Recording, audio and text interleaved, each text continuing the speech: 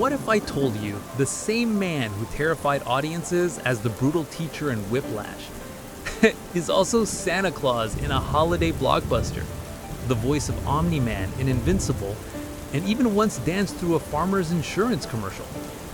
That man is J.K. Simmons, and tonight we're diving into his life, his legacy, and the hidden gems that make him one of Hollywood's most fascinating legends.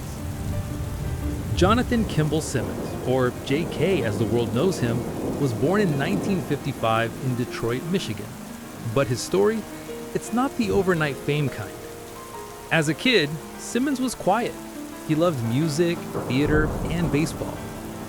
Aha, yes, baseball. He once dreamed of going pro before discovering his true calling on stage. In college, he studied music, and to this day, that love for rhythm pulses through roles like Whiplash. It's funny, isn't it? The kid with a love for notes and melodies became the man who'd scream, "Not quite my tempo," at a terrified Miles Teller. Unlike many actors, Simmons didn't explode onto the scene. He worked in theater for years, honing his craft. Broadway, off-Broadway, musical theater, you name it, Simmons did it. But Hollywood wasn't quick to notice.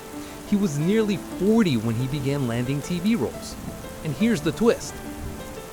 His very first big television break, playing the neo-Nazi prisoner Vernon Schillinger in HBO's Oz. Yeah, from music-loving kid to terrifying villain. Talk about range. For most of the world, Simmons became immortalized in 2002. When Sam Raimi cast him as J. Jonah Jameson in Spider-Man. The cigar, the flat-top haircut, the yelling about pictures of Spider-Man. You could probably hear his voice right now, can't you? He nailed it so perfectly, fans basically refused to accept anyone else. And even in later Spider-Man reboots, Marvel brought him back. Because, let's be honest, who else could do it? But Simmons didn't stop at fan-favorite comic roles. In 2014, he delivered a performance so intense it shook audiences to their core. As Terrence Fletcher in Whiplash, Simmons played the abusive jazz instructor who pushed his students past breaking point. The yelling, the silence, the single tear rolling down his cheek in one unforgettable scene. It was brutal, painful, and yet mesmerizing. The role won him an Academy Award, an Oscar for Best Supporting Actor, finally cementing him as one of Hollywood's elite. But Simmons' secret weapon? His voice. Deep, commanding, versatile. He's voiced everything from the Yellow M&M to video game characters, animated series, and of course, Omni-Man in Invincible. And with Season 4 buzz building, Simmons' Omni-Man voice is more iconic than ever, booming through screens and memes everywhere. Here's a fun twist. J.K. Simmons doesn't just terrify or inspire, he can also deliver joy. In the holiday film Klaus, he voiced Santa. And in Red One, he's a full-blown action Santa alongside Dwayne "The Rock" Johnson. Laugh warmly. From screaming, "Not quite my tempo," to ho-ho-hoing as Santa. That's the magic of Simmons. And let's not forget, he's the guy from the farmer's insurance commercials. Yes, we've seen a thing or two, so we know a thing or two. That role made him instantly recognizable to millions who may never even watch Whiplash. It's rare for an actor to be beloved by both Oscar voters and insurance customers. But Simmons, he pulls it off. Now, let's answer some of those burning questions fans Google late at night. Who is J.K. Simmons' wife?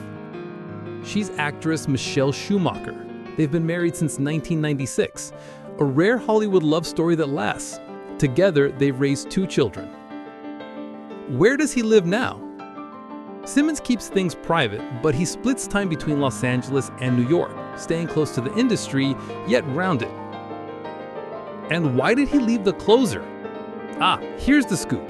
Simmons' character Chief Pope rapped when The Closer ended, and the spin-off, Major Crimes, didn't carry him forward. No drama, just the natural close of a chapter. People also ask, what's J.K. Simmons' net worth? Soft clutcher. around $20 million. Not bad for a guy who started in Broadway musicals. But money isn't what defines him. It's the sheer range of his work, from intense dramas to goofy cameos, indie films to superhero blockbusters. And here's where trivia buffs smile. Simmons shares a comedic lineage with legends like Milton Berle and Chevy Chase, both known for sharp timing, deadpan delivery, quality Simmons channels when he flips between humor and drama. Oh, and remember the horror comedy Krampus? Yep, Simmons has crossed into Christmas horror territory too. Aha, laugh. Is there any holiday role this man hasn't tackled? From millennials quoting him in Spider-Man, to Gen Z obsessing over Omni-Man memes, to older fans who saw him first in theater, J.K. Simmons belongs to every generation.